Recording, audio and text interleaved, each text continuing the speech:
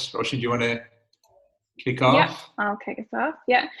So before we get started, I would like to acknowledge that I'm hosting this recording on the lands of the Guijo people.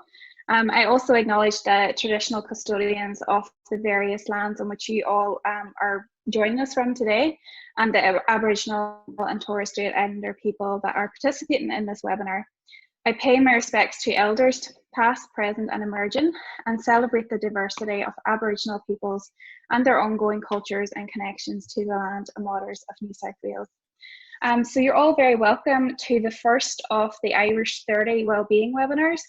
My name is Roisin. I am on the committee and the secretary of the Irish Support Agency. Hopefully you've all heard about us and come through the website, but we are a support agency for Irish people in New South Wales, and we're really providing some welfare support, but also health and wellbeing assistance for the Irish community. We're joined by two of our volunteers tonight, Ronan and Kevin. Ronan and Kevin actually reached out to us whenever the whole coronavirus thing was starting to kick in, and really acknowledged that there will be some long-term impacts on the health and well-being of the Irish community in response to this crisis. So as well as doing the welfare support, which we continue to do, we thought it would be a great idea to help come together and provide some well-being support at this really crucial time. This is a series of 4 workshops, and they will be on different themes each week. This week we're kicking off with Kevin, and the theme is on mindfulness and about the benefits on that in managing stress at this time. But I'm going to now hand you over to Ronan, who's also going to introduce himself. Thank you, Roisin. My name is Ronan Mcdonald. I'm a professional certified coach, specifically with the Neuro Leadership Institute, where we bring insight and awareness around the brain, and we help people build sustainable habits to create sustained behavior change. I'm also the founder of CRED, and we work at the intersection of education and technology. And I'm absolutely honoured to be working here with Kevin and Roisin and supporting the Irish Support Agency for this webinar series. So before we get into it, just going to cover off some logistics. And we do want to make this as interactive as possible. And it's going to be a combination of information, a bit of lightness, and we want to have some fun around a topic which may seem heavy at times. So we do ask and invite you to share video, but we completely understand that you may not want to at this time. For the default setting is that we've muted everybody, but there will be some natural times where we will invite you to ask questions or join in. There's a couple of ways to do that. For those of you who are familiar with Zoom, you can raise your hand, and we'll invite you to come off mute, and we'll invite you to ask your question, and then we'll invite you to go back on mute. Or if you prefer to just type your question into the chat box, and we'll be monitoring the chat box today. We are recording this session for those people who can't be with us, so just want you to be mindful of that when you are asking your questions. And to protect the privacy of everybody, we ask you not to take photos of this webinar this evening. And once more, thank you for being with us this evening. And now it's my absolute pleasure to hand over to Kevin to lead us through the main part of this evening's session. Thank you, Ronan, and thank you, Roisin. I'll just very briefly introduce myself. I'm Kevin Clancy. You can probably tell from my accent, or hopefully you can still tell from my accent, that I'm a Cork man.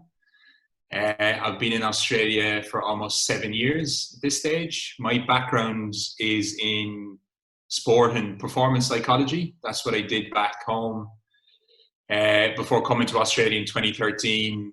Since I've been here, I've always worked in that kind of psychology space, but I've branched more into the mental health, well-being, what we would term cognitive performance. I'm the head of delivery for an organization called the Wellbeing Outfit, and we cover everything to do with mental health, well-being, and high performance. So I'm going to be taking you through the session this evening. As Ronan mentioned, we're keen to keep this as interactive as possible. So whilst I do have a plan in terms of what we're going to cover. I'm very, very happy to put that to one side if people have questions or people want to bring this in a different direction. So please feel free to type some comments or questions in the chat box as we go. As Ronan mentioned as well, there will be some natural points where we'll be inviting people to come off mute and to ask questions.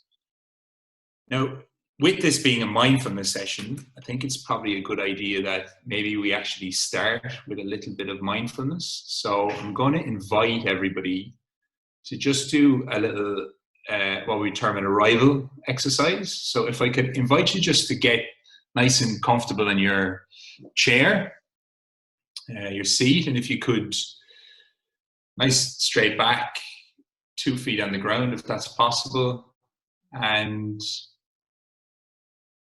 going to just invite you to begin to bring your attention inwards. And if it feels right for you,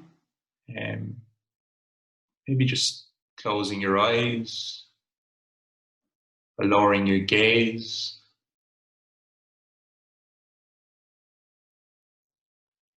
And beginning to bring attention into the body in this moment.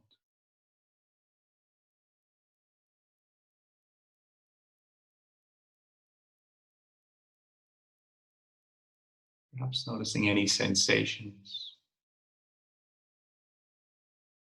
throughout the body.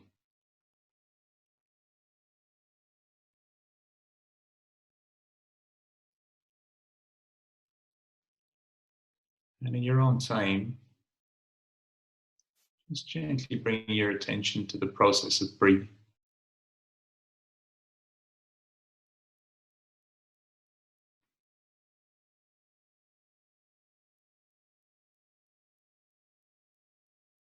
Just noticing the breath as it moves in and out of the body.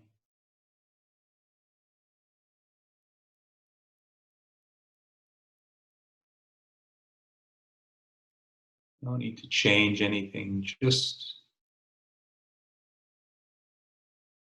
noticing the natural rhythms of the breath.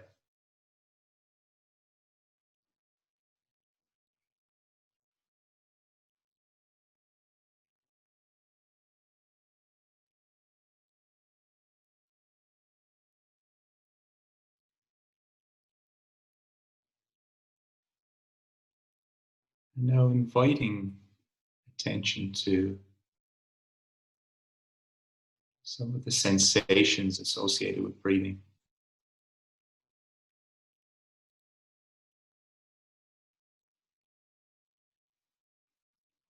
So that might be noticing the air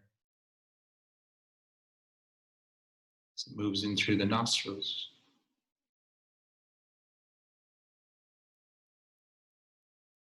Perhaps you can notice a slight change in temperature as you do this.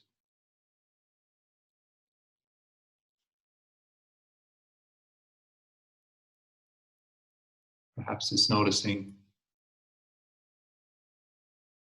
gentle movement in the shoulders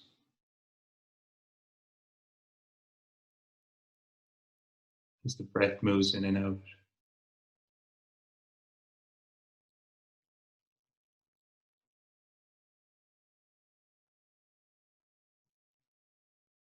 Maybe you notice the belly gently rising and falling with the breath.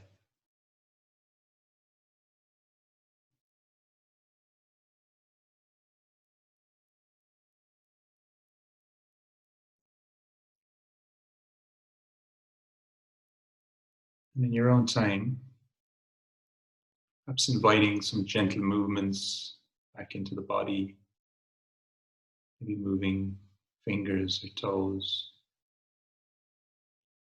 And in your own time, just opening your eyes.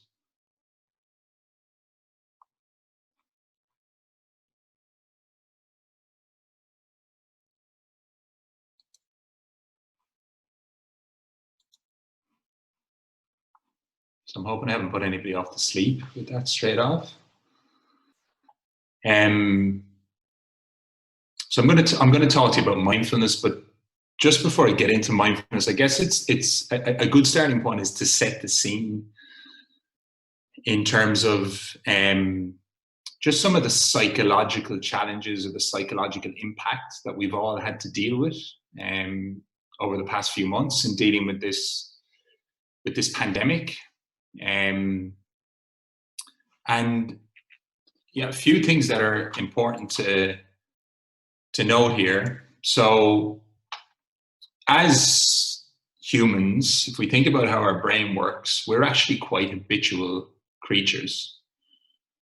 You might be surprised to discover, you may or may not be, that roughly anywhere between 95 and 99% of your day-to-day activities are thought to happen on autopilot. They're thought to happen unconsciously, outside of our awareness. And this makes sense if you actually do think about it. This is things like walking, things like brushing your teeth, things like even some of you, I know I've had this experience in the past where you've been driving home from somewhere and you've arrived home and you've thought, I don't remember turning down that street, or I don't remember stopping at those lights. We do these things subconsciously. And the brain loves operating from habits because it's very, very efficient and it's very, very easy for us to do it. We don't actually have to devote a lot of energy to it. We don't have to think about it. We've even got habits for things. We've got habits for anything and everything, but a good example of it would be if you were to fold your arms. If you want to give this a try here, you're more than welcome to. If you were to fold your arms and then you were to unfold them, and then if you tried to fold them the opposite way around, just see what that feels like. So chances are that feels just a little bit awkward, a little bit wrong, because even for something as simple as folding our arms, we've actually got a habit for doing that. One of the challenges we've had in recent months and in dealing with this crisis is that, so as humans, we can deal with change, but the challenge has been that we've had to deal with a huge amount of change at once. And that's really, really difficult for us. And lots of change like this leads to what I would term cognitive fatigue or emotional fatigue or psychological fatigue, all of those things. And when we're tired, we're vulnerable. The other thing that's happening at the same time is that when we're afraid, when we're fearful, the reptilian brain takes over.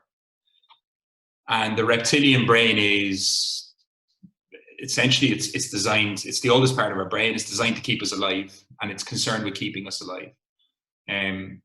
So it will tend to perceive things as being threatening, and it will lead to us being very, very irrational. So this is the reptilian part of our brain is where a lot of our emotions sit, and it's how we respond when we're afraid. It's how we respond when this fight or flight mode is triggered.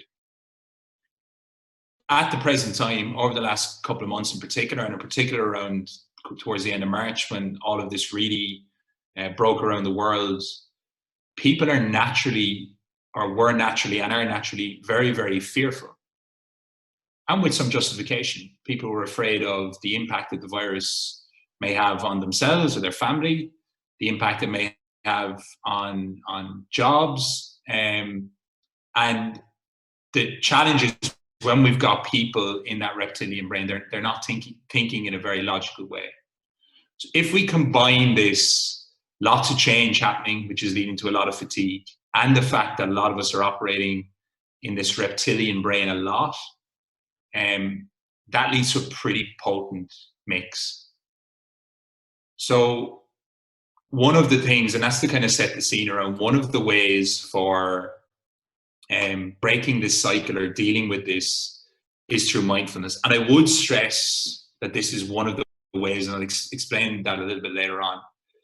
So mindfulness is, nice way of thinking about it is Actually, it's become a bit of a buzzword, and it's become a bit of a topic that gets talked about a lot without being fully understood. And in some ways, it gets complicated away from what it actually is. Really, what mindfulness is bringing our attention to something. It's shining a spotlight onto something. It's really turning on the conscious part of our brain, or the rational part of our brain. And it can be very, very helpful in terms of breaking the cycle around some of the habits that we have. The challenge is when we're fatigued and when we're in that reptilian brain state, is that we may lapse into some what we would term unhelpful habits. Mindfulness can help us to break that. And a key part of mindfulness as well is that it's a practice. So it's not something that somebody naturally has. It's not a particular talent. It's something that improves the more that you practice it. And the advantage with it, I guess, is that bringing your attention to something is something that you can do at any time. And we'll talk about some strategies and ways that you can bring this into your day-to-day activities as we go. I'm conscious of throwing a bit of information at you there, so I might actually just pause at this point and just see if there are any questions, and feel free at this point if you want to take yourself off mute, if anyone has any question they'd like to ask. Kevin, you mentioned there, before we're waiting for some questions to come through, you mentioned it's become a bit of a buzzword, mindfulness, in the corporate space. What are some of the myths that you see and hear about mindfulness? It's a great question, Ronan. Thank you. So some of the myths around it are that it's probably the biggest myth around it is that it's a cure-all for everything, and it's definitely not that. You'll hear some mindfulness gurus talk about how it can cure cancer, it can help with all kinds of ailments, all kinds of different things. It can't do that. What it can do is it can help in those situations. So the challenge we have is when we go into that habitual pattern, and when we get into that reptilian brain mode, we get into habits, and because of the way the brain works, with it being so efficient, we actually get run by our habits a little bit, and we're not even aware that that is happening. What mindfulness helps us to do is to step out of that, to break that pattern, and just to bring awareness and bring attention to what's actually happening.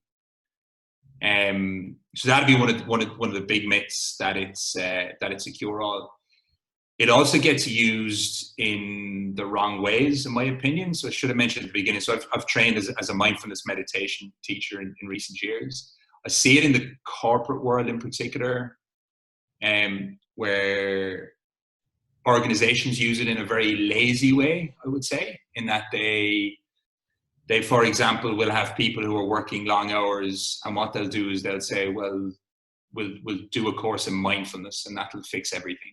And that's not what it's intended to do at all. So it can be very, very effective if it's used if it's married to some other organizational strategies, but that would be another myth around it also.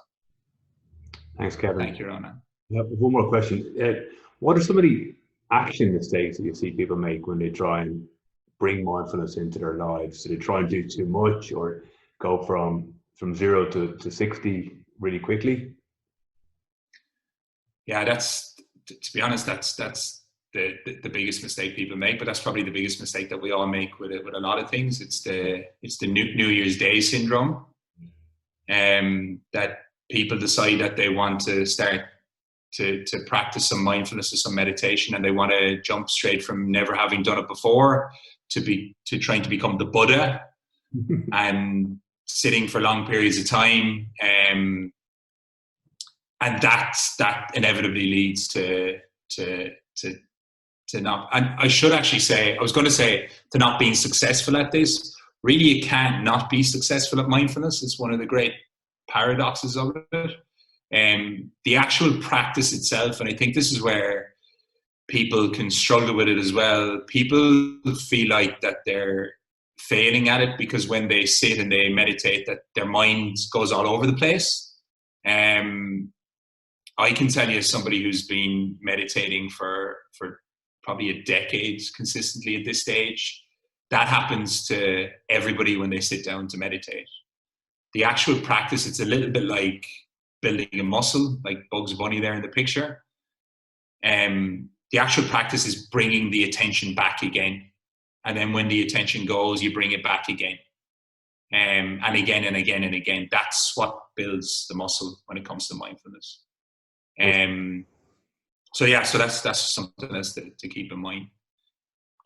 I might just move on in terms of some of the strategies, because some of these have been touched on already, Ronan, through some of the questions you asked here. But so meditation, and again, just to build on what I was saying there a little while ago,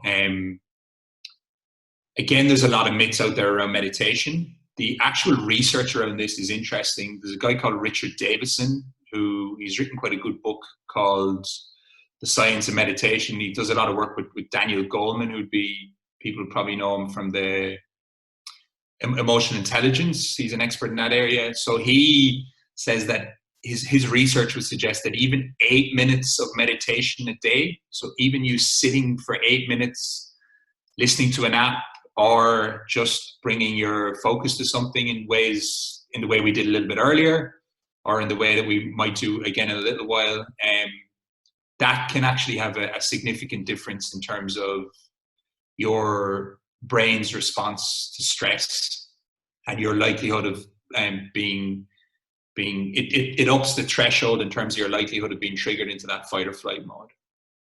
So meditation is a clear strategy. It doesn't have to be complicated. You do not have to sit like the Buddha, cross-legged or anything like that. You can do this sitting in a chair. You can do this lying down. But bringing meditation in on a daily basis can be very, very helpful for doing this. Another one is what I would term micro practices. So these are, as we go throughout our day, and one of the upsides of a pandemic like this, kind of turning our worlds upside down, is that it does actually give us an opportunity to really think about how we structure our days and the things that we do. These micro practices can be very, very effective. And this is really just taking small chunks of time in between. It could be in between meetings. It could be for 2 or 3 minutes before you go on your lunch break, and literally just sitting and bringing your attention to something. I might even invite you to do it. I won't actually, I'm just conscious of the time. But it could be sitting for 60 seconds and bringing your attention to one of your senses, for example. Just tuning into what you can hear for that 60 seconds. Or even what you can smell, or bringing your attention to your breath, as we did earlier in the session. Just before we go on to the last one, is there some comments coming through or questions? Yes, Kevin, Owen has asked, when is the best time of day to practice mindfulness? Great question, Owen. So, to be honest, like this, it doesn't really matter. Any time of day that suits you. For me, I generally prefer to do it first thing in the morning, just because I feel it sets me up for the day. I know of some people who like to do it in the early afternoon, for example, around kind of 3 o'clock, when they maybe feel like they're going to hit a bit of a slump because they'll get energy from it. Other people like to do it before they go to bed. So the time of day doesn't really matter. It's just actually doing the practice is the key thing.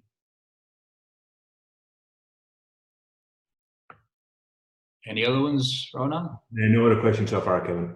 Okay. And then the other thing linked to the micro practices, I guess, is just as we go through this, one of the challenges we're having, as we go through this pandemic at the moment, one of the challenges we're having is working from home. a blurring of the lines between our home life and our work life. Read a frightening statistic, excuse me, frightening but not surprising over the weekend.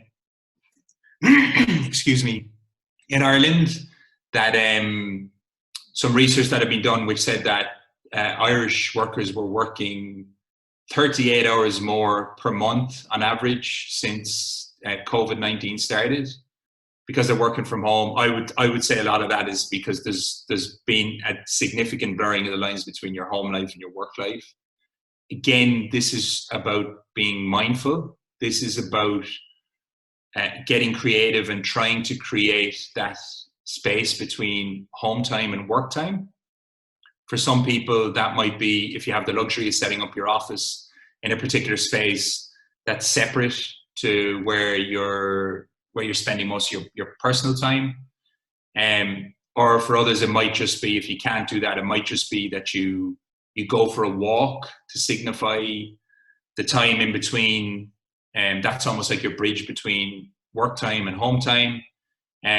Or even simple things like having a shower or changing your clothes. Again, just being mindful of these, because the danger here from a health and well-being perspective is that we just lapse into this habit of working all the time, because that line has been blurred between home and work.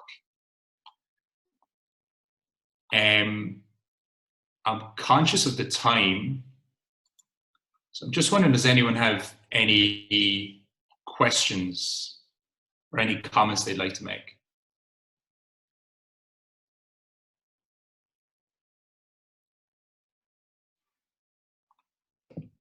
Kevin, I just have a question about what you think of mindfulness apps, and would you recommend any in particular? Yeah, great question, Roisin.